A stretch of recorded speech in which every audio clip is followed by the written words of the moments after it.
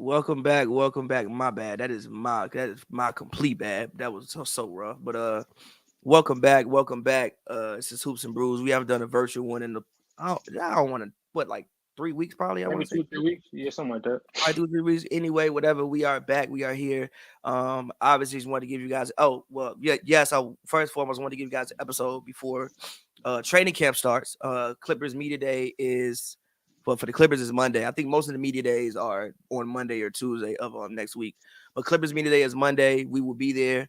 We have been confirmed for Clippers media day. This will be, I guess, the fourth one. I want to say probably the third or fourth media day that we'll be at, which is cool. So shout out all y'all for being a part of this journey over the past couple of years. So yeah, looking forward to giving you guys content from that. Joe, how you been, brother? I've been good, man. I think today's been fun. NFL Sunday has been lit so far. A lot of funny, good stuff happening. The NFL season has actually been just great overall so far. But I've been good. Heading back in the work week next week. But yeah, I'm good. I'm excited to talk about Dame Lillard and all this NBA noise. Well, yeah, I mean, let's jump right into it. Obviously, what day did this happen? Was it last weekend or was it like literally this week? I feel like it It was like was like it Tuesday. was either Thursday or it was like Thursday, no? It was that late in the week. I think so. It wasn't that long ago, right? It was Wednesday or Thursday, or I don't know, one of them days. Either way, I woke up, I think, from a nap, and shout out my homie Dan. Um, every time an NBA trade happened, Dan will text me, "Pavy, wake up!" Just text me, "Wake You up." know your ass sleep. You know your ass sleep. Yo, wake up. But the funny thing he'll do is he'll always be like XYZ got traded to the Clippers. So I woke up and I was like, fuck out of here. Dame we don't know damn Clippers. And I looked and surely enough, Dame was got traded to the Milwaukee Bucks, which uh I think was a surprise. Yeah, I think was. I mean, granted, we did hear rumblings about Toronto. I think there was a report about the Bucks, as well. But Dame is on the Bucks. Drew Holiday was on the Blazers. Aiden was part of that deal, as well. Yusuf Nurkic was part of that deal. So I do want to break the deal down from all aspects. I guess we should start with, I guess, the Bucks side of it first. What do you think about Dame going to the Bucks? I think it was a heck of a move. I think it was a power move by the Bucks management. I think it was a response to Giannis going on all these podcasts and going touring I around, want to hinting at. win. I want to win. And if the Bucks give me the Oh, best chance to win, then I will be there. If they do not, then I will have to look into other things because I want to win. yeah. Basically, I think it was about 3 or 4 times. I think he went on and said something similar to what you just said It was all summer. over It was literally all summer on different podcasts. multiple different times. So I think the general management of the Bucks, they were probably listening. They got the message and they capitalized on it. They did what they had to do to keep their generational talent happy in Milwaukee, to say the least. And they did it like the best way you could possibly do. Acquiring Damian Lillard, top 75 of all time, one of the greatest 3 point shooters ever, arguably the second, third best 3 point shooter after Steph. A guy who bends defenses like one or two guys possibly can in the league. A guy who has had his own successes in the playoffs and the regular season. To something like this, something he's never played with a player on the caliber of Giannis's level. Dame has never. He's only played in like one Christmas game his entire career. He has never really been on like a stage like this where with expectations. But if anybody's built for it, it's him. He's known for showing out in the clutch and getting the job done with his team. But he's never really had that. He's never been on the team that's been favored to win the championship. And once that trade happened, immediately the odds put Bucks as favorites. I think it was a great move. They'll probably miss Drew Holiday a little bit because of obviously his defense and how good he is for the team and whatnot. But I think it was a drastic upgrade. I think Giannis and Dame immediately once they step on the court, it'll be a top three, top two duo in the league, if not the best. I think that the fact that one of them dominates from inside, the other one dominates from outside is going pretty much just about it should break the league. I expect them to win at least if healthy. It should be a 60-win team because you still have Giannis, you still have Brook Lopez, you still have Chris Middleton, you still have Bobby Portis, you still have. They did lose Grayson Allen, who I think was a solid role player for them over the years. He's been good for them, They but got Malik Beasley though; they'll be fine. yeah, they did pick up Malik Beasley. They still have they got a new coach though, but they still have a really deep roster. And I just think that first pick and roll, the fact that the pick and roll is going to start from about 40 feet out, and you can't go under it by any means, and you got to. It just sounds like a headache for defenses, and I just think that there will be just absolutely dominant. This was a strong power move. I'm not willing to. I'm not calling them the favorites in the entire league. I am giving them the favorites of the East, though. I think this puts them over the edge. Just those two players, a veteran like Damian Lillard to come on and to play with Giannis. I think that this is an all world move and A+ for Milwaukee. That's what I rate them on this trade. In my opinion, obviously, if you had the chance to go out and get Dame Lillard, you go out and get Dame Lillard. Like, unless you got to give up Giannis, you go out and get Dame Lillard. Like you said, Dame Lillard is probably, well, not probably, the NBA named him one of the best 75 players ever. I don't really disagree with that. Obviously, he's 33 years old, but I mean, I think last year, what did Dame average last year? He averaged 30 points last year, so it's not like Dame is showing any signs of slowing down. I do think that when guards hit their mid 30s, it gets a little interesting when guards hit their mid 30s. But now he has less on him than what he had in the past, and also Giannis has less on him. I mean, like, let's be real. Like, I mean, if we notice over the past couple of years, the Giannis that we've seen the past couple of years was not the Giannis that we've seen from his MVP years. He's been hurt more often. He was dealing with knee injuries, so it also like lessens the load on Giannis offensively. And I think that Giannis can go back to focus, not solely on defense, but can put more of his focus back on defense, which is a thing that, which I'm crying, which is a thing, which is a thing that I think will be most important for them, especially making this trade and losing a guy like Jrue Holiday, who I think we can all say is, when you're talking about defense from guards, has to be one of the best three guard defenders in the NBA. I think we can all pretty much agree on that. So I do think that if the only thing I fear is that I wonder if you traded offense for defense, and I don't necessarily know if Dame fixes one aspect of your issues, right? The aspect being of late game situations. I felt like Giannis had the task of handling the ball way too much, like doing basically halfback dives or screening rolls. He's don't come out screen and shoot. So now you playing in a very congested area. So what the one thing Dame does do is in late game situations, you probably have one of the better clutch players in the NBA. Handle the ball for the most part, from what we have seen, can definitely get downhill on pretty much any big in the league.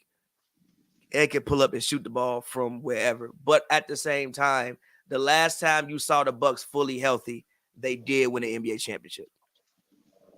Even that was the last time they was fully healthy. The last time they was fully healthy, which was the 2021 season, they did win the NBA championship. Now, granted, Middleton had his struggles with the MCL even last year, which I thought was somewhat of an aberration because Giannis did literally have a bruised tailbone for 3 games. Which granted, he was on the court, so when you out there, but you can't tell. Yes, this year, but you can't tell me the bruised tailbone didn't affect the man. So at the same time, I guess I wonder if it's an overreaction, but at the same time, if Dame Lillard is dangled down in front of you, you go and you get Damian Lillard. But I just wonder if they traded offense for defense, and at the same time, I don't know if this fixes. For instance, right? Let's say that you now granted, let's say that you have Dame on that basketball team last year, right? And Jimmy Butler is doing the same thing that he was, doing. How does adding Dame outside of this? I will say this. You may think, well, okay, if we got a man like Jimmy, or we got Tatum, or we got I don't know, whoever else going absolutely insane as a guard or a wing, now we have somebody else who can also match that firepower. I will give you that. But at the same time, what the fuck is Dame supposed to do defensively if Jimmy Butler is doing the thing that he was doing last year? Nah, but that's just not his role. That's not his role to come in there and play defense. So, but what I'm saying, who guarding somebody? I just want to know. I think one of the main issues with the Bucks was them being able to guard guards and guard wings. How does this address this issue? This doesn't address that issue. So listen, I just wonder if you just traded offense for defense. Now, granted, it might be incredible. You talking about the pick and roll with Giannis? I want to see the pick and roll Brook Lopez. Both of them motherfuckers can shoot. I feel you. And to be fair, go ahead. Jrue Holiday was out there when Jimmy was torching like that. Now, granted, to be fair, Jrue Holiday. Now, listen, Jrue Holiday did not do himself any favors. Jrue Holiday did not do himself any favors by getting torched like that. But then my question would be this: Jimmy Butler plays small forward. Drew Holiday plays point guard, shooting guard. Why the fuck was he guarding the forward? I mean, he's supposed to be able to do that. But I'm just saying, why is he guarding the forward? That's just awesome. I'm just saying, like, I don't think, like, granted, like I said, I love the move. If you have a chance, please do not mistake me for saying I don't like the move. If you have a chance to go out and get Damian, I don't know the man middle name, Lillard. If you have a chance to go out and get Damian Lillard, you go out and get Damian, especially when you didn't sell the house. You still have Middleton, who I think even lessens his role. I think he's maybe taking a step back since the injury, but I think it lessens his role, and you can also expect less from him as well, which can bode well from him in situations. Like now, you expect Dame to be that guy, and Middleton can even be that in certain situations, that second guy, down the stretch, which I think can be helpful for them. But like I said, I wonder if you just traded offense for defense. And again, the last time you saw the Bucks healthy, they did win the NBA championship. And granted, I know we was talking on Twitter like, oh, I expect the Bucks to run through the East for the next 5 seasons. Excuse me, how they gonna do that? Somebody on my Twitter said that. I think it was LB Smalls. I think this is her name. How they gonna do that? Years? Yeah, how they gonna do that? Again, I think this gives you. I think this buys you time. I think in best case scenario, you have a 2 to 3 year window again in which you say, we quote unquote may have improved our chances, barring injury, for the next 2 to 3 years to maybe go out there and win a championship with this new iteration of this Bucks roster. But again, I still don't think like this trade addresses like the major. Okay. It does address one major issue, but I wonder if it created another major issue. Was Chris Middleton out there in the playoffs this year? He was out there. He was out there. Maybe with this being said, maybe he can take a big role defensively. They don't have to look at him like he can. Maybe he can. I don't know. I mean, yeah, but maybe he can. That's the biggest challenge for this team. I feel like I'm not sure who they hired as a head coach today. I'm not sure. Adrian Griffin, but yeah, that's something I feel like he has to address. I mean, again, just like look at the starting lineup. I'm just guessing. I'm guessing. I don't know. I'm guessing. Maybe you put Crowder in the starting lineup. I don't know, but maybe it's Dame Lillard, Middleton, Crowder, Giannis, and Lopez.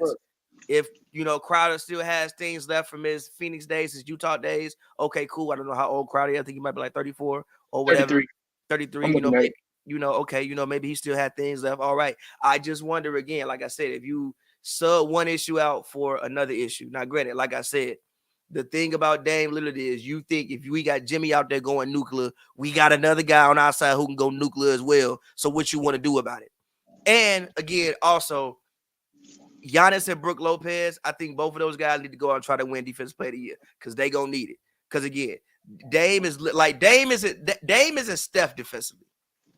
Steph, I think especially now. Can we say pre-2016 Steph defensively? I think after that, I think he's been pre-2016. After that, he has been a liability on defense. Fair, but at least Steph tried. I don't know if Dame tries. I don't know if he tries. Now, granted, we've never seen him in a situation maybe where he was even asked to try. But where he had backline defense like this either. He never had 2 defensive player of the year candidates behind him. You are correct. Listen. I'm not arguing with you. I think best case scenario, like you said, 62 games, and we looking at a championship. My other scenario, also based off some other moves I have seen with other teams that we will get to later on, is did you just sub out one issue for another issue? That's my only question. That's true, but it is an offensive error. I mean, like you said, now we got somebody to go back at him. Jimmy getting that 40 ball. We got somebody who could also go out there and get you 40. For instance, right? What's up? Okay, let's say you put Dame Lillard on this team that won the championship. Do they win the championship? Dame Lillard on which team? On the other Bucks team. If you sub out Dame for Drew Holiday, knowing what Devin Booker can do and knowing what Chris Paul was still capable of doing at that point in time in his career. The fact that you thinking this hard about it is the issue. The fact that you thinking this hard about it is basically the full issue. The fact that you thinking this hard about it is literally the issue. That's tough. I could see it, yeah, but it's not a no. It's tough, yeah. I That's just again, that is my whole thing. I just wonder if because you just traded out offense for defense. that's fair, but I just think the offense you're getting is like it's not just any type of offense. This is not fucking Jalen Green offense. This is not like some mid tier offense. This is Damian Lillard we talking about. That's the only thing. It's not just regular offense, you know. Listen, I'm not arguing with you. I get it. I feel you. I'm not. And again, like I said, best case scenario, you get 2 to 3 years of still prime Damian Lillard before he maybe starts slowing down. You put that with Middleton. You put that with Giannis, who's still I think 2 years away from 30, or 1 year away from 30. I'm also not somebody who thinks Giannis is gonna have a LeBron type prime. I think that Giannis's prime may be over when he's like 33, 34 years old. I don't think he'll be a guy who maybe, still doing XYZ things when he's 36, 38 years old. That's So fact. Let's get them skills together. for sure. So you also get a guy whose timeline lines up, who in theory, hasn't won, who all intents and purposes, from everything we've heard about Dame, is that he's thirsty to win. So I think that it lines up right with the timeline of the basketball team that you currently have. So granted, like I said, I'm gonna say it one more time, it could go incredible. And if you have a chance to go out and get Damian Lillard, you go out and you get Damian Lillard, especially looking at the fact of Drew Holiday at the same time. I think he's 33 years old. He was on a 1 year deal. It's going to be the last year of his deal. It's kind of hard to get people to just sign with the Bucks, as in like big time figures to just sign with the Bucks. Now you got a guy. Let's say even if it does completely break down, let's say it goes absolutely horrible, right? You lose in the second round every year and Giannis won't out. I think you can still get Giannis off and get Dame off, even get Middleton off, reset your franchise, and it's not Yeah, like it's a worth the shot. It's worth the shot. You put the yeah. pieces there. You just gotta see if it work out. For sure, for sure, for sure, for sure, for sure. So, I guess we can leave it there as far as that end of the trade goes. Let's talk about the other end of the trade, which is the Phoenix Suns. The Phoenix Suns traded away DeAndre Ayton. They received Yusef Nurkic. They received Grayson Allen. They received who was it? It was Nurkic, Grayson Allen, Nassar Little, and was there somebody else that they received as well? I think so. I don't know off the top of my head who it was though. But basically, they received rotation players, Mm-hmm. um, Yusef Nurkic, and they traded away DeAndre Ayton. Do you think this lessens the Suns' chances, or do you think this ups the Suns' chances in I guess winning a championship, which is ultimately what they want to do? At face value, my original reaction was like, I know they obviously they get worse because I feel like Aiden is a much better player than Nurkic in his trajectory and whatnot. He's much better than Nurkic in most areas. Nurkic got him in a couple areas, like probably better passer. But when you really think about it, I think actually this did help the Suns because I don't think the Suns were maximizing Aiden's talent. I don't think they, and I don't Thank think you for they saying could. that. And I don't think they could. I think that his relationship with, I'm not sure if it was with management, maybe a couple players, but I think it was broken. I think they probably were a little bit overdue to trade Aiden. They waited too long, and you weren't going.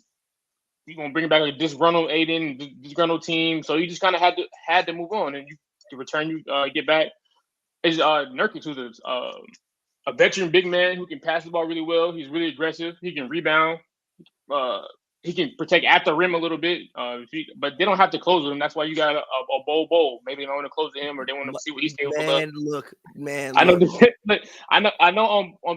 In the past, Bobo has not been a good defender, but he's under good veteran leadership, and he's on the winning team. So hopefully, and he has all the tools. He has not all the tools. He has a lot of the tools what you want to see in the elite defender with between his wingspan, his jumping ability, and his height. But I think this drastically does help the Suns out a lot. You get a big man who's going to buy into everything that you're doing, who can get greedy for you, who can grab those type rebounds for you. A lot of situations last year where Aiden simply just was not there, and I'm not saying from face value, you probably say it was because he's soft or whatever, but I just think that he was just completely over the Suns organization. Maybe he had beef with a player. Obviously, there was clear rumors he wasn't cool with Monty, and just the fan base in general was real tough on him, and he checked out. So a lot of those plays that you would need from your center that last year to advance to the next rounds and whatnot, Aiden wasn't making them, and because he wasn't there. Now you got a veteran big man coming in there who's going to buy in, and also he's a much better passer than he can make really good passes. Maybe like they can dump it down to him. He's gonna get those rebounds. He's gonna do those things you need from a big. Maybe get you a post hook every once in a while. He can hold down the paint for you, And I think this was a good move for them, considering the fact that I think that their relationship with Aiden was irreparable. Also, really love the Grayson Allen pickup. A big criticism on the Suns was they need more rotation players. They need more wings. They need guys who can cut some slack off Bill Booker. These guys who can come in and give them real minutes. Grayson Allen has played plenty of playoff minutes, so I think it was a good trade for the Suns, considering everything I just said. I feel like it was a good move for them. I'm with you. I'm trying to pull up so they got from the Blazers, they got Nurkic, Nasir Little, Keon Johnson was the other person, and they got Grayson Allen. The reason I do like it for the Suns, one reason is I think Nurkic will be. I don't. Okay, couple things I saw I didn't like. I didn't like people trying to act like Nurkic was literally a better player than DeAndre Ayton. You have lost your fucking mind. You have lost every inch of your mind. But I do mean, no stop. No, no, I mean, no, if no, we go no, based off, no, we can't. What if metric we are you go, going based off put, of put, that's gonna say he better than that put man? their side by side stats. Let me look up. Let me see. Put their side by side stats up, I player want to to see. player, I no feel like I comparison. don't even know. I just feel like it's closer than what I was than you acting like it is. How you And spell look his at the name? percentages. Don't forget them either. How you spell Jusuf? Jusuf? Just put put Nurkic. Can't be too many of them in the world. It probably is, Sure. but just put Nurkic. Can't be too many of them that we know. 13-9.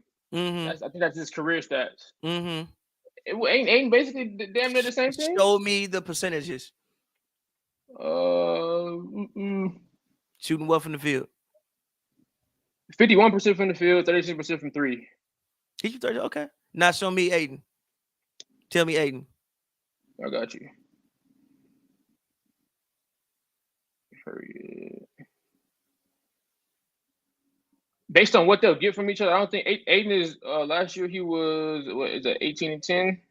18-10. Exactly. 58% and 29% from Exactly. three. Exactly. So look, But what was, I mean, but and then in the playoffs he was real quick. In the playoffs he was 13-9. Nurkic. I mean, what? But listen, listen. What I was gonna say is this. I think as a fit for the Suns, Nurkic is less maintenance than what Aiden is. Like I told you, Aiden got put in a really weird situation. Like you come in, you the number one pick. Most number one picks don't come into a situation in which you already have a established quote unquote franchise player. In Devin Booker, like most number one picks come into a situation where it's like you the number one pick, you got here's the ball, do whatever you want to do with it. Then you get Chris Paul in there, and now you guys have just completely accelerated your timeline. And it's supposed to be Book and Aiden, and y'all gonna be the next Shaq and Kobe for the next 10 years for Phoenix. But then you get Chris Paul in there, and then you guys go to the fucking finals. So now you guys are expected to win, and you have accelerated your timeline, and maybe your timeline doesn't match up with their timeline. You're still trying to establish yourself as a elite player in this league. They're trying to win championships. Sometimes that don't always match up. So I think that he would be less maintenance for the Phoenix Suns. Also, Nurk is a bigger body than Aiden, right? So like, let's say you play against pretty big. Jokic, right? Jokic and beating guys. Like you think that he has the physical stature to be able to like lean on him a little bit more and offer a little bit more resistance than what Aiden does based off his like body stature. Based off of that, like Aiden, and so like I said, Aiden wants post ups. Nurk really gotta do nothing but like set screens for him and give him the ball every now and then. You ain't gotta do too much for him. But my unsung hero for the Phoenix Suns this season, especially against a lot of the team, would be Drew Eubanks. I think Drew Eubanks will play a huge role, especially down the stretch. I'm not buying the bowl shit, but I think down the stretch, Drew Eubanks. Not even buying the tiny bit. No, not even tiny bit. Not buying the bowl shit. But I think that Drew Eubanks, especially down the stretch in games where you need a more mobile big who can switch out and move his feet better, but still be able to rebound and things of that sort. I think Drew Eubanks will play a huge role for them. And again, I like picking up Grayson Allen. I like picking up Nas Little. Like now you have like when I look at the Suns bench, if I can pull it up real quick. I like you to want to be too, and to go along with Kim Biada's job. They now. I think the Suns can go. Okay. So I'm assuming that starting lineup would be Bradley Beal, Devin Booker. I would go Josh Okogie, KD, and then I would KD and Nurk. And now on the bench, I can throw in Drew Eubanks. I could throw in Grayson Allen. I could throw in Nas Little, Damian Lee, Eric Gordon. I could throw You in don't want to Wannabe. be. Like, to me, they have at least 5 rotation players that if 5 to 6 rotation And it's players crazy because that these I are don't, real like, rotation players. And yeah, like I mean, I say these names like I've said these names to couple people like just talking basketball in the barbershop, talking basketball like at work and stuff, and they like, you don't want to be you man. Like nah, he was they really got, good for the Nets last year. He was a very solid oh basketball my, player. oh my, yeah, look, I said that and I got cooked. But He was anyways, solid for the like Nets yeah, last year. exactly. People don't know that, but like yeah, I think that surprised people with their Damian depth. Lee, I think, was leading the league in 3-point percentage last year. Mm-hmm. At one point in time, like now the Suns literally, I think, like the Suns can go 10 deep.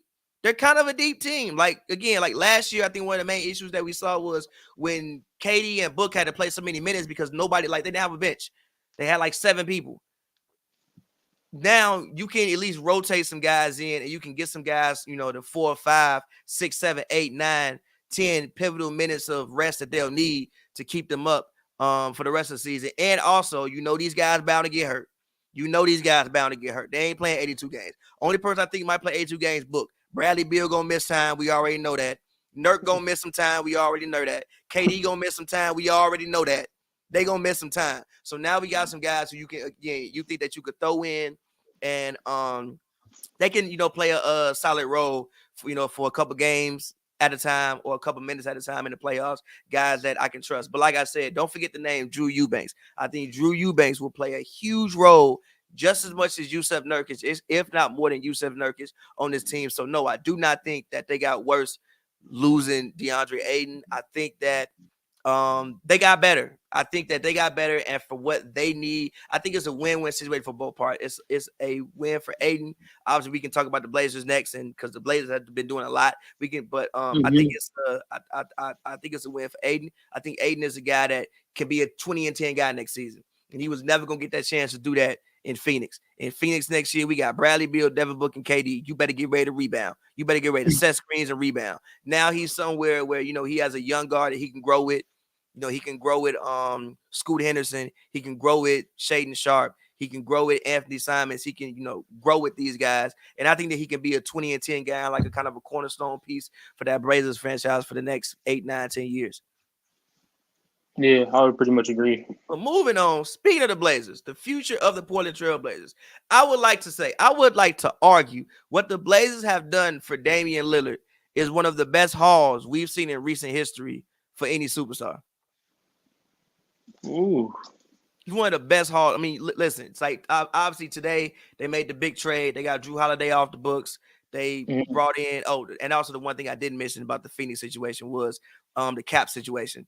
Like, obviously, like, we got to realize, like, the salary cap is coming up, and being over that second apron does, like, a lot to you. Aiden's deal is obviously a lot less than what Nurkic is, so there's also that part of it that's in there as well. But Holiday was on the Blazers as part of the trade. He gets traded to Boston.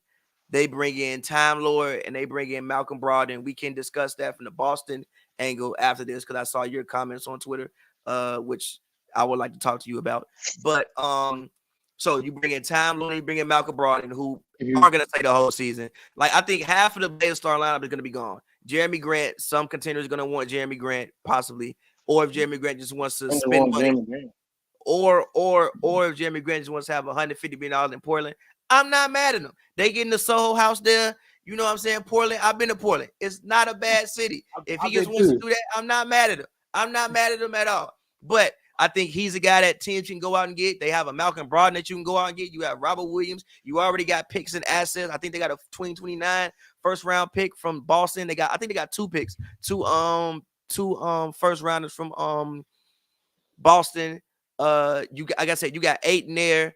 They have, like, what do you think about the future of the Trailblazers and how they made out with this whole Damian Lillard fiasco with Dame saying this is where I want to go and I don't want to go nowhere else, and him getting traded to there, and like Dame, I guess there was a report that came out that said that like he want to come back, and people were talking about they did Dame. No, they didn't do him dirty. No, they didn't do him dirty. You think you finna run around all summer talking about you don't want to play for my franchise, and then you just show up like, oh no, never mind, bro. I just want to be here. Never mind. You can't just handicap us. What the fuck? And like I said, we gotta act like they traded him to the abyss.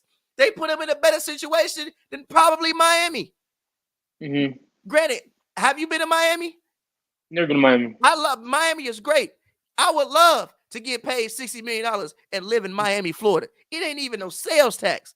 No. State tax, I think it is. One of them, it ain't that. And you got 60 million in Miami, Florida. I would love that. But as far as playing basketball, he's in a better situation than he would have been in. But what do you think about the future of the Portland Trailblazers? I forget the GM's name, but shout out mans for willing and dealing and playing real life NBA 2K. My GM mode, actually it's called my Eras mode now, but whatever. What do you think about the future of the Portland Trailblazers? Yeah, I think I'm with you. I think they did a great job with the Dame trade. I think they handled the situation perfectly. I think Dame is kind of insane for believing he had a chance of going back there. A fucking I don't think maniac. He's a maniac. Utilizing his leverage. I mean, you Dame Lillard, you've done an amazing career for Portland, probably arguably the best player in Portland history, but you 33, 32 now. Keeping you doesn't really change our title odds. Keeping you doesn't really move the needle like that. For him to go back and say, either trade me to Miami, if you can't get me to Miami, I'll come back here, is insane. I think they make the appropriate decision to just be like, no, we already made our plans. We're moving on from you. And I hope Dame don't take it too personal because it's an obvious business move.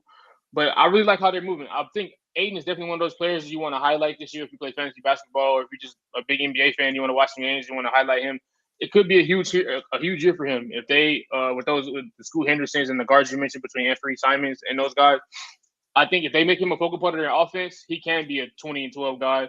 I also think they can get rim protection from him as well. I think he can be a versatile energizer big. I watched some of the he was in the Olympics this past summer with the Bahamas. He played there with Eric Gordon, and there was another NBA player.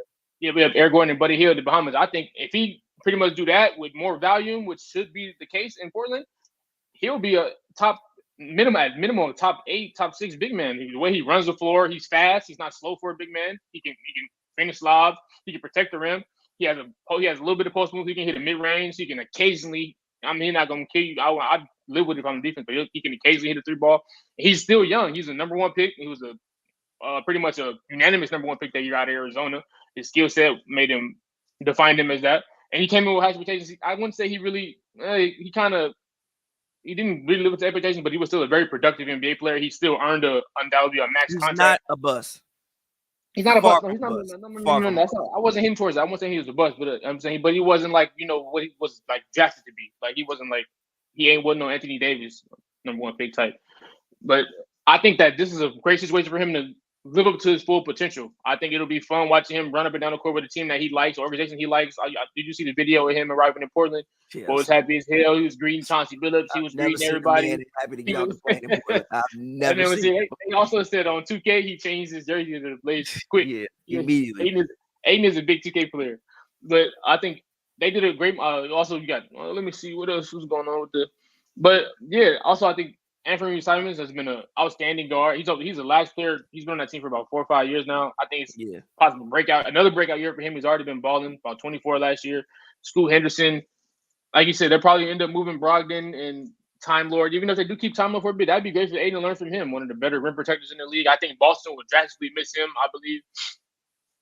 Jeremy Grant, Scoot. But I'm liking Portland. I think quickly bolstered themselves up to one of the better young cores in the league, up there with the OKCs of the world, whatever other teams are building young cores. Detroit's. I think they quickly bolstered themselves up to one of the better young cores in the league. And I'm actually excited to turn on a couple Blazers games this year for sure. I want to make sure I check out see how they running over there.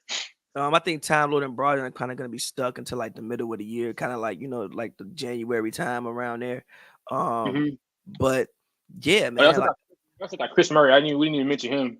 Keegan Murray's little brother. Little brother. Yeah. Yeah, that should be another young prospect to look out for. I mean, Shane Sharp. They got you. Shane Sharp. I mean, like, look, and now you get to. I mean, obviously, like for Blazers, for the Blazers, how exciting it is to go from Dame Lillard to Scoot Henderson.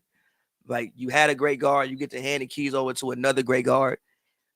And like you said, you get to pair him with a good quality big. Great guard might be a reach, but I feel you. I mean, I like what I see. We don't know, but you hope that you go from great guard to great guard. Or at least all-star guard to all-star guard. That's what the hope is. You go from all-star guard to all-star guard. And like you said, you get to pair him with Aiden, who, again, like I said, I think that if you give Aiden 16 shots a game, he'll get you 20 points. I'm sure he'll get you 20 points. I think Aiden may end up being an all-star some maybe a couple years in Portland. Not next season, but I think he might put up all-star numbers next season. He'll be an all-star a couple years in Portland. Like I think this is a great fresh. Oh, hello. Or am I still here? But yeah, it'll be a great start for Portland in general. I really like what they've been able to do. But moving on to the next part of the trade, they ship. Oh, you gonna finish? Oh, bit. But yeah, no, like I think that just a general bright future. Their future is brighter this week than it was last week. Oh, for sure. Last week shit was grim. This week is like, oh, okay, the Blazers are. So I think like, man, great job for the Blazers organization for what they did. And yeah, man, I mean, I think we can leave it there for the Blazers. But I honestly, I think the biggest winners of this trade in 10 years may be the Blazers. If nobody else wins because of this, I think the biggest winner in 10 years could be the Blazers. I think they also got like what they get, the 2028 or 2027 Milwaukee first round picks. Those picks could be gold. Oh yeah, yes. Like, yes. Those could be those could be Jason Tatum, Jaylen Brown type picks. That Boston got from Brooklyn. Depending on what happened, those picks can be crazy. And they have Boston's picks. I think they got some other picks like they got their own picks. Now you can actually suck next season. You can actually genuinely suck next season and get an actual number one pick. Like if you keep Dame on the roster, which even when you women, they said they told Dame to sit the last 10 games, try to get a better pick. Like if you keep Dame on the roster, you were never, ever, ever going. You were literally handicapping your franchise. You were never. I don't think Dame is good enough to be the best player on a championship team. I think we've seen that. He's not good enough to be the best player on a team with actual hopes in contending. I think we've seen that. Yeah. If Dame is your second best player, though, you might be doing some shit. Yeah, and the gap between your first and second best player is still that wide, and it's Damian Lillard. Then you doing some shit. So you were just handicapping your franchise year after year after year after year after year by keeping them there. You release them, you get all these guys in. Again, I think that team could end up being the winners of depending, like I said, depending on what happens with everybody else.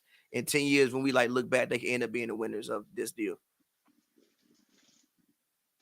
But the big thing that we all woke up to today, Jrue Holiday is now a Boston Celtic. They traded away Time Lord and Malcolm Brogdon, and I think, and like I said, 2 first-round picks. They put Jrue Holiday there. So now the starting lineup is Jrue Holiday, Jaylen Brown, Jason Tatum, Al Horford, and Kristaps Porzingis. I don't really know who's on their bench anymore. Derek White is on their bench. Or do you think they start Derek White and Jrue Holiday? And then what? Push Tatum to the 4? I mean, Tatum was already playing the 4. And then run Porzingis at the 5? Yeah. I'm not sure which one they'll do, but I think they'll be fine either way. I'm not mad at that. What do you think about this deal? Well, I saw what you tweeted about this deal. Mm-hmm. What do you think about this deal a couple hours removed from your tweet? I kind of pretty much feel the same way. I think it wasn't. I can't say it's a bad move because Jrue Holiday, he has a well-respected NBA player, NBA champion at this point, one former All-Star, All-Defensive Team multiple times.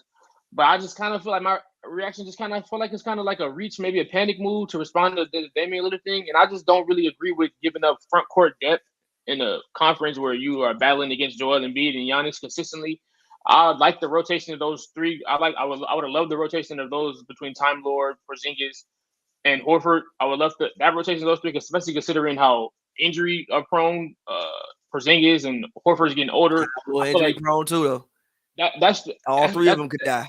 Exactly. That kind of helps my point. Like, if they want to stay injury prone, at least keep the other ones so that way, like, you increase your chances of one of them being out there. But it just seems kind of like an overreaction. Also, I would have been perfectly fine with running out there with Derek White as my starting point guard. He's also all defensive guard. We saw him; he was absolutely outstanding for the Boston Celtics these past couple years. And pretty much was a great pick for them immediately when they brought him over from San Antonio and they added him to the rotation. He's been a winning basketball player ever since he put on a Celtic jersey. So I would have been more comfortable rolling him out there and matching him up with the guys. But it's not too bad. In the end, basically, what the Celtics did this summer is they swapped Smart and Time Lord for Jrue Holiday and Porzingis. That's an upgrade. You think so? Come on, bro. What are we doing, G? That's an upgrade, bro. That's an upgrade. That's an upgrade. That's an upgrade. If you want to argue about Marcus Smart and Drew Holiday, I'll take that argument. KP and Time Lord is a fucking upgrade. I mean, Come on, KP bro. he not protecting the rim, and he not 50 protecting the blocks a rim. game. What you mean? Anthony Edwards sat up there and said he think of KP as a rim protector. He said, I mean, I guess I somewhat, at face value, it seems like it, but just to mess with the chemistry that they already had, and Robert Williams already has, pretty much, he's already done this. He's been in we've seen big time defensive stops and big time defensive plays for him already in the playoffs, and that they really catapulted off of, and I'm pretty sure he was big with the Boston fan base. It's tough, but I don't think they'll really. I'm trying. What am I really trying to say? They'll be all right, but it could have possibly been a reach. I don't really see them. Why are you adjusting to Damian Lillard? I mean, I rather just realize you got to know. I feel like you already had the pieces to battle with Damian Lillard. I really like Pritchard as a backup. I feel like it was him time to really go out there and get more minutes between Pritchard, JB, and those guys. I think they're already fine in that area, but we'll see. I don't think they were adjusting to Damian Lillard. I think they were adjusting to losing Marcus Smart. Because so many times we saw Marcus Smart was kind of like their main play initiator. Can we all agree Drew Holiday is probably a better at playing the point guard position than Marcus Smart? Can we? Yeah, but I feel like he also got a little bit of Marcus Smart syndrome with him too, though. I don't Drew Holiday disagree. does not have the best shot selection at times, just like Marcus Smart, and that was what I feel like where they won getting rid of Marcus Smart, because I feel like Marcus Smart's a little too comfortable in Boston, and I feel like he would hijack the offense a lot, and I feel like he was a big reason why a lot of the times their offense struggled, and with him coming down and shooting those threes when it's 20 seconds left into the shot clock and just doing things like that. But Holiday don't do that though. How you gonna do what? Don't he? I don't think. I think the thing with Marcus Smart was, for whatever reason, the ball just somehow seemed to find him. Now they just did, like, in moment it just seemed to find him. Like, now at least you add Porzingis on the roster. You add a guy who's 7'3", can shoot from anywhere, gives you an actual in-between threat, since Jason Tatum just seems fucking allergic to the mid-range area. He only want to shoot step back threes and shit. It gives you another in-between threat. And also, KP is still a rim protector, especially if you add him with Horford. Like, obviously, Horford is older now. He's 37 years old. He's not the player that he once used to be. But if you add Horford as your main defender and you add KP to come there and clean up on, like, help side defense, I think KP is a guy. I might sound insane, but with the people he has in front of him, he could be an all defense level type player next year. It's not too bad. It's not too insane. I think I think KP can give you 2.5 blocks a game on this team. That's fair. We know defense is a little more than blocks, but I do feel you. Yes, obviously it is. But I'm just talking about as far as like blocking shots. I think he can give you like 2.5 blocks a game. Somebody gives you 2.5 blocks a game, you are all NBA level defender. Am I wrong in saying that? That's fair. So I like the move for Boston.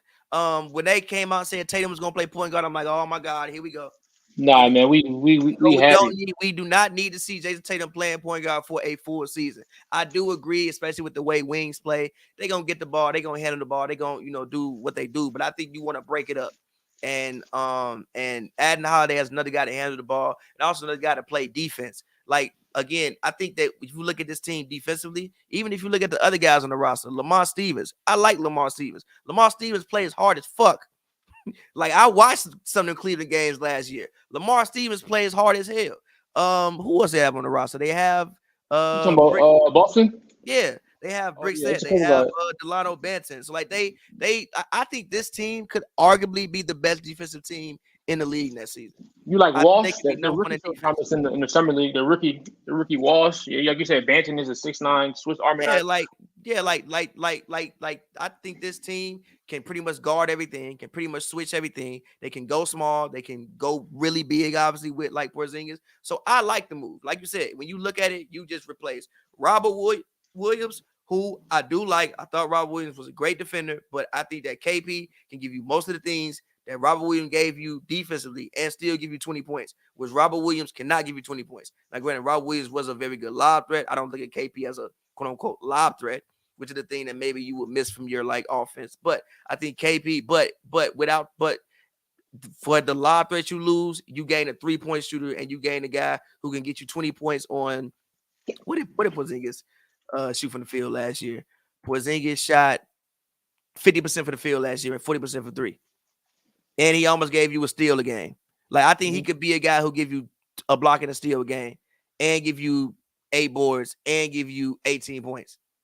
Honestly, I had no idea Brad Stevens was this Brad Stevens trying to get them a ship. I didn't know he was just cold blooded. He just shipped out two two fan favorites, two player favorites. But yeah, it was two bold moves. I could end up paying off, but just at face value, that's just my personal. Just seemed like it might have been a little too much, but I respect it though. I like it. Again, I like it. Like, I like Holiday. Again, I think I like Holiday, and the same way you feel about the Celtics is how I feel about the Bucks. Because last time I saw the Bucks healthy, when everybody was on the court, granted it was 2 full seasons ago, but last time I saw the Bucks healthy with everybody on the court, they won an NBA championship.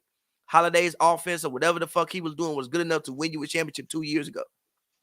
I mean, It's not like Drew Holiday, but listen though, it's not like Drew Holiday. But bro, it's not like Drew Holiday is out there is completely inept as an offensive player. It's not like he's Eric Snow. He's not Eric Snow. Not like granted, yes, he shot 40% in the playoffs last year, which was terrible. The year before Drew he Holiday shot 40% in the playoffs last year. Yeah, he shot 40% the year they won. But he gave you 8.7 assists and he gave you 2.4 turnovers. It's not like he's offensively. Is he the best? No, but he's not like he's offensively terrible. And again, you're playing with guys. He won't have as much of a scoring burden on him here that he has sometimes in Milwaukee. You have 3 other options that should all be shooting the ball before you. In Milwaukee, arguably, depending on the time, you might have had one. Even if you maybe not even one. He might have been the main one sometimes, because some situations you don't even want Giannis to have the ball because he can't shoot and he can't shoot free throws. There will never be a situation in Boston in which he would be one of the top 2 options on the court who should be shooting the ball when somebody got to shoot the ball. That's fair, but I mean, like you said, the ball always ended up in Marcus Smart's situation. And his hand, he was always shooting the ball when it should not have been best. Yes, but also last year you might have had Robert Williams on the court, or you might have had somebody else last year. Yeah, but I'm talking about in the playoffs when he was there. Oh, okay. But like you might have had somebody else on the court who was a little bit more offensively inept, as opposed to this year. Like I said, down the stretch, it could be Drew Holiday, Jaylen Brown, Jason Tatum, Horford, Porzingis, who can't shoot in that lineup. Even if you sub out Horford and you put Derek White, who can't shoot in that lineup. I guess you are a little bit more offensively inept, and you might be better defensively, or you can get the same things defensively that you got last year from these guys. That's fair. So again, I like the move. I think the move is dope. And if it don't work out, Drew on a 1-year deal. Bye-bye, Drew. 1-year deal? Okay. Yes, this is the last year of Drew's deal. Bye-bye, Drew. We will talk to you at different time. The Warriors should have waited and tried to get Drew instead of fucking Chris Paul. See, here's why I like the Warriors with Chris Paul. The Warriors have been known to not value the basketball. You talking about turn the ball over a lot? A whole lot. What is the one thing if Chris Paul can't do shit else ever in life? What does he do? Hit a mid-range jumper. Okay, you just like really didn't want to say not turn the ball over. He doesn't turn the ball over. So you finally get a guy who doesn't turn the ball over with this team that has been a high octane in turnovers for forever, which one of the issues with like Jordan Poole. Steph in the game doing what the fuck ever. Clay in the game shooting whatever. Then Jordan Poole, you can't come in and do what the fuck ever as well. Now everybody, Draymond doing what the fuck ever sometimes. At least you got a guy in Chris Paul who will come in and not turn the ball over, which I think would help the Warriors offense immensely at times. I think Chris Paul, I think Chris Paul can be in the conversation for 6th man of the year next year. So he's coming off the bench. That's what you think? Yeah, he coming off the bench to start the game. Yeah, now he might he might finish games, but he's coming off the bench. He's not starting. I mean, I would. That's what, in theory, that's what you would want. But I don't know if that's actually what's going. Who gonna get benched? And you want to put. I mean, is Chris Paul going to make Draymond Green more off ball? You want Draymond Green off the ball on offense? I feel like Draymond's best role is when he's out there constructing the offense.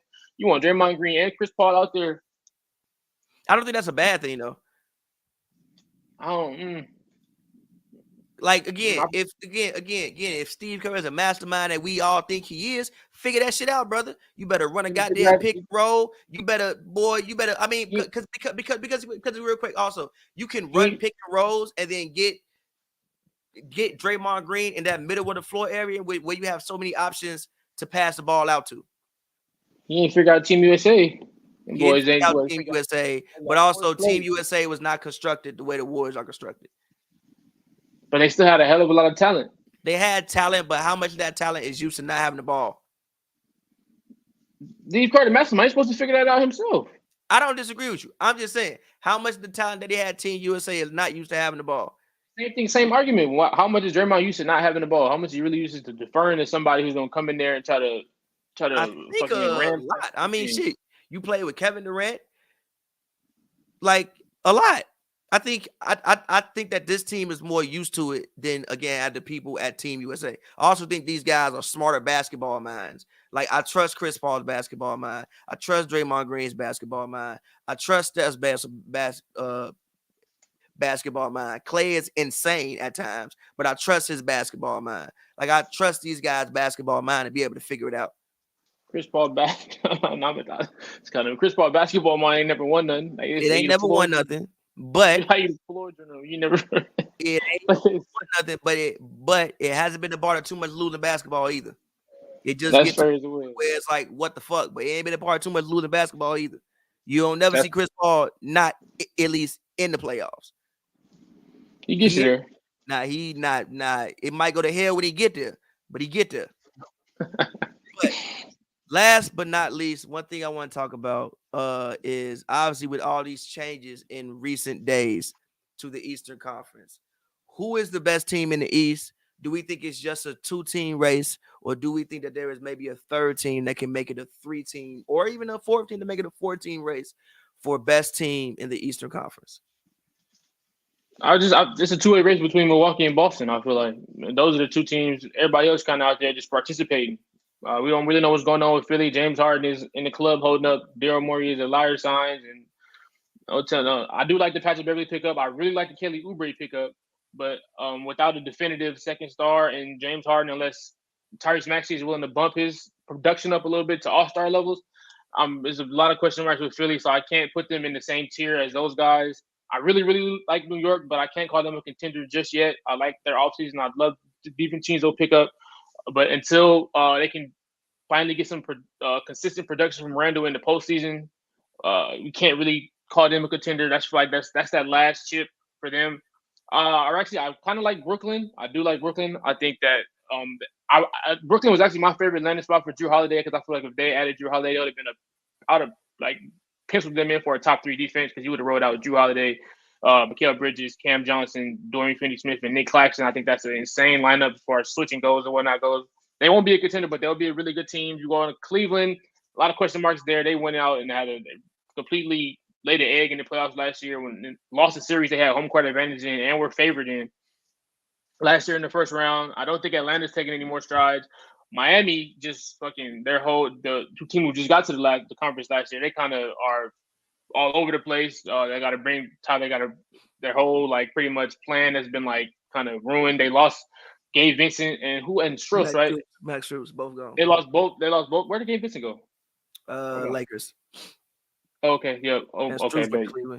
But, yeah. They lost those two guys. So then you are bringing back Tyler Hero, who wasn't there last year. That'll help, but it's hard to really pencil them in as a contender. I really like what Indiana did, bringing in Obi Toppin. I think Tyrese Halliburton is due for another leap, but I don't really see much. So I think the East is a 2-way race between Milwaukee and Boston. Those two teams have put themselves their management has put themselves in positions to where they just are above everyone else, above their peers. If Harden cares about playing basketball, because I don't think he's going anywhere this season. Maybe he is, maybe he will. I don't know, but I'm not sure if he's going anywhere this season. And it would be advantageous of James Harden to care about playing basketball this season. Advantageous of him to care about playing basketball this season. You like that word, right? It would be advantageous of him to care about playing. Yes, Stephen A. Smith. It would be for him to care about playing basketball this season if he would like to maximize his earning potential over the next couple of years. Because Harden is a situation where he could be out of the league. That's very true. Harden could be out of the league. He come out here next year and do some bullshit on a 1-year deal, you might be out of the league. Or you might be getting off of vet minimums next year. So you better want to get your ass up there and come in there and play. His head is a little too big right now, for sure. He better. So again, I think that a lot of the Philly stuff depends on James Harden. And also I think Philly is on the clock because how many more years we got? Okay, Philly is on the clock. Embiid is on the fucking clock because he's a goddamn swindler too. So I just want to put that out. Embiid is a damn swindler too. But hold on though. Embiid is a Embiid because every year some with Embiid. Some going on with Embiid every year. Swindler. But if Joel, I think Philly is on the clock because Joel Embiid, how many more years we got before he want to get traded? That's a shit. Don't tell him. Joel Embiid has been must-see TV since he first came into the league. How many more years we got before he want to go somewhere? It can't be that many. But I think that if Philly, like, look at, and then they have Nick Nurse. I don't know what the fuck he gonna do with this roster because this roster don't look nothing like the roster that he had in Toronto when he won. But you still got Nick Nurse.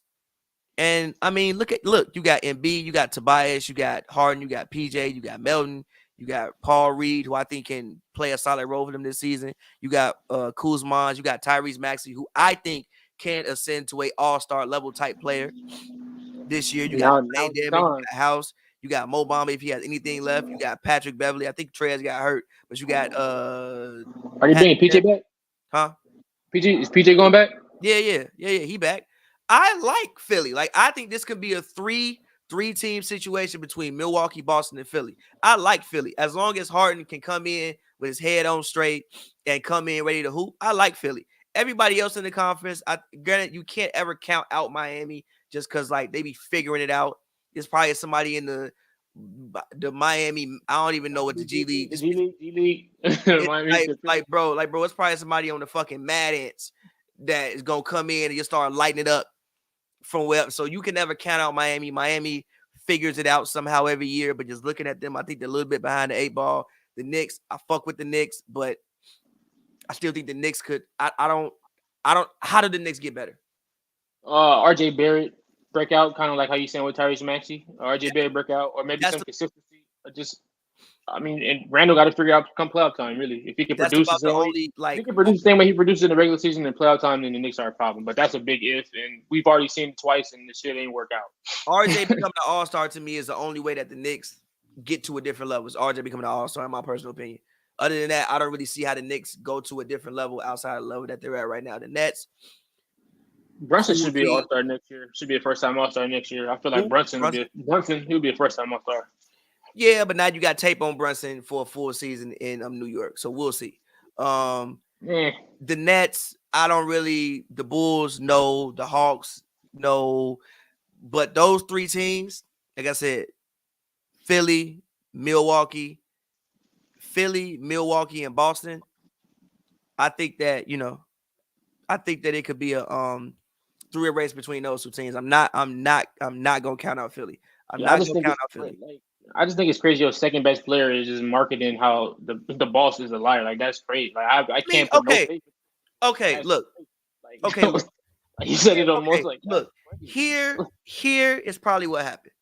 You trade for Harden, right? Cool.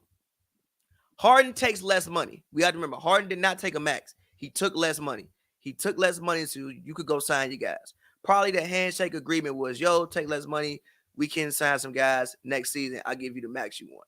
Now, what probably happened was, play next season, saw the playoffs. Daryl Morey was like, never mind. So he probably did lie to him, technically. He probably is a liar. Probably not lying. Yeah. He probably did lie to him. He probably is a liar. Now, him walking around all summer in China with the fucking Chinese people talking about some Daryl Morey is a liar. That is insane, dude. Like, how is a liar. And having fucking things in the club coming to you talking about how Daryl Morey is a liar is insane. But he probably did lie to him. But like I said, James Harden, you might want to play basketball this season, brother. You might not want to come in and do that shit you did in Houston. Not the leverage you got no more. It's not 2018 no more. You might not want to come in and do that shit you did in Houston, brother. You might want to come in good shape play some of the best basketball you can fucking play. That's If humble you basketball. maximize your earning potential, or you're gonna be right over there in China. You think you a superstar now? You're gonna be Stephon Marbury part 2. Yeah, you might okay. He does. He needs a reality check quick, or it could be like the Melo situation, or the how. Yeah. Yeah, AI situation. We seen it happen mad times. Situation. Boogies, it get dark really quick. Isaiah Thomas. It get dark really quick. It gets dark extremely quick. AI wasn't that cook. AI in fucking Denver was averaging 25. He get traded to Pistons. He go to 18. Then he damn near out the league. So you might want. Look. I'm still gonna say my 3 teams is that, because I trust that Harden will come in and do something. And if he doesn't and he wants to tank the season away, all right. But right now, I'm gonna say it's a 3-team race, and my team to beat. I'm gonna say Boston. I'm gonna say Boston is my team. I think Boston is the team with the least amount of weaknesses currently. Trust that offense now? Huh? You trust the offense now? I trust him more than I trusted it 24 hours ago. Because Drew Holiday? That ain't Porzingis. Like, I trusted it more with Porzingis. Like, we have to act like Porzingis is not a 20-point per game scorer. You have another in-between option. You actually have somebody like now, your front court can actually score. Tatum's supposed to be in the front court, but he want to be Kobe Bryant. So fuck it, whatever. Let him do the fucking cool moves. Fine. Now you have a front court who can actually score. Before, you didn't have a front court who could actually put points on the board. Al Horford, peak Al Horford, not giving you 22 points. Peak Al Horford, giving you about 16. And that's prime peak of my powers, Al Horford. So I think that they are the team with the least amount of questions. I have slight questions about Milwaukee's perimeter defense. Even though I think their offense can be absolutely incredible if everything goes correctly. I also have questions about not really. And then Philly, I just have a huge James Harden question. Like, what Harden are we getting? If we getting the Harden's gonna come in locked in, okay, we might have some shit there. If we gonna get the one that's gonna come in with the fat suit, all right, man. So that is my team to beat in the East, is the Boston Celtics. What's your team to beat in the East? In the East or the West? We just did the East. Mine's is the Bucks. In the East. In the East is the Bucks. Yeah. Okay. Go ahead. I was talking about that. I just talked about that, right? For my team to be in the East. Said that they was I picked up. Yeah. Real quick before we get out of here, Western Conference. Since we said team to beat in the East, who is your team to beat in the Western Conference? Oh, I think Denver Nuggets. I think everybody should just unanimously beat the Denver Nuggets. Okay. I just think based on what they did last year and the run Jokic had, and the fact that they're bringing everybody back, excluding they did lose Bruce Brown and Jeff Green. Bruce Brown will be back in once the Indiana gonna opt out of his team option next year, and he's actually gonna be right back in Denver next season. I don't think that'll affect him too much because of their depth. They had arguably Christian Braun, one of the most productive rookies we've seen in the finals over the last 10, 20 years. He's gonna get a bigger role. Have Peyton Watson, who's also can take on a bigger role. I don't think that they won't miss him at all. I don't think they were the number 1 seed they cruised through the regular season, and they pretty much also cruise right through the playoffs. And they're bringing back that same core with the same chemistry and whatnot. And I also probably think they'll be more hungry because people was already kind of writing them off a little bit. I think there's no doubt. I think Jokic should have another MVP season. I believe Jamal Murray would throw himself and possibly be his first-time All-Star next year. Michael Porter Jr. should be another one of the better wings in the league, considering he is the 6'10" who can shoot over anybody. He really talked about how he don't even see. There'll be somebody right there in his face. You won't even see him half the time. I think Mike Malone is an outstanding, hilarious coach, hilarious petty coach who's always preparing for whatever and listening to the critics. But I just think that we have to tip our hats to Denver, and I think they based on what they did last season in the regular season and the playoffs, that they are undoubtedly the favorite. But right behind them, I do have the Lakers and the Suns. I believe that I'm going to the Lakers because they're about 10 deep. I feel like last year they showed a lot after the starting off slow and the whole Westbrook situation and bouncing back and not having LeBron for the second half of the regular season for the most part and still being able to push into the playoffs, going about 11-4 with Anthony Davis leading the charge. Austin Reeves making another stride, also arguably leading Team USA this summer. Rui Hachimura was like he was top 3 for sure on that team. Rui Hachimura. I said leading them to what? Oh, to the 4th place. I mean, but anyway, yeah, Rui Hachimura was absolutely outstanding last year in the playoffs. You were able to extend him as well. You bring him back for a full year. Probably gonna be just a starting forward for the team. He shot like 45% from 3 in the playoffs, something crazy, about 16 points. You go in the offseason, you added Jackson Hayes, you add Cam Reddish, you add Max Christie. He was one of the standouts in the summer league. I'm not sure how much he'll play, but he's a guy who can give some probably play some productive minutes for the first time in his career. You bring back D'Lo, who's a great trade piece. If because I feel like the Lakers' backcourt is very crowded, but if not, he'll still produce. You bring back Jerry Vanderbilt, one of the better defensive wings in the league. What I feel like he helps them a lot. I feel like one of the biggest questions last year for the Lakers was before the trade deadline, especially was what wings do they have? Now you got Vanderbilt, Rui. I also really one of my favorite pickups was Torian Prince. He's a 6'9" wing who shot 40% from 3 before in the past. I think he'll help out a lot. And also feel like he makes Vanderbilt expendable. Vanderbilt D'Lo package could bring you back in something nice. I feel like. Also signed Christian Wood. Christian Wood took him a while to come off the board in free agency. Actually, Jason Kidd is still talking about Christian Wood to this day. The other day in the press conference, he talked about how Christian Wood was very selfish and worried about his shots and whatnot. But hopefully, he can get his head right in LA under LeBron James, Anthony Davis, and him and that winning culture that they've established. And you also grabbed Gabe Vincent, the guy who was key in the run for the Heat last year. But at the end, I'm basically just saying the Lakers are a very deep team with a guy leading them in LeBron James and Davis, who've already won the championship together as a core. But I just think that they'll be very, very hard to beat. And I think they'll be a top 5 defense and probably a top 15, top 12 offense next year. And I think that they'll be a top 4 seed at minimum. And also, obviously, the Suns, they acquire Beal this offseason, they acquire Bobo. We talked about how deep they are. Don't need to get into that. But I put them right after the Lakers at 3rd. And also, the way I think Memphis is good, you bring in D Rose to a veteran I feel like they needed for a while. Jaren Jackson is coming back for another year after winning Depoy. They should have a healthy Steven Adams next year. I feel like without him, that hurt. Yeah, hurt a lot. Brandon Clark too. Brandon Clark. Achilles. Desmond Bain is due for a big year. I think he could possibly extra emphasis on possibly. He could possibly be a first-time All-Star this year, considering he have a higher workload. You said what? Have you played against him on 2K? I haven't. Is he a monster? Don't miss. I'm at to experience that. But I love the Marcus Smart pickup. Now they're going to be able to roll 2 defensive players of the year, the last 2 defensive players of the year, and they line up at the same time. So I think that'll be fire.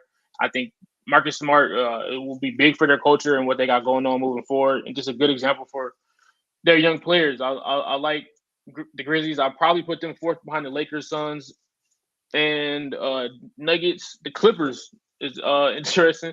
I just got the notification. Bleach Report, they just released the article saying, I think Ballmer said it himself, that Kawhi Leonard and Paul George are both 100% healthy heading into training camp. We'll see how long that lasts. Every year, man. We'll see how long that lasts. But I guess if they're healthy, I think they also have a shot. But I mean, history shows that they will not be healthy.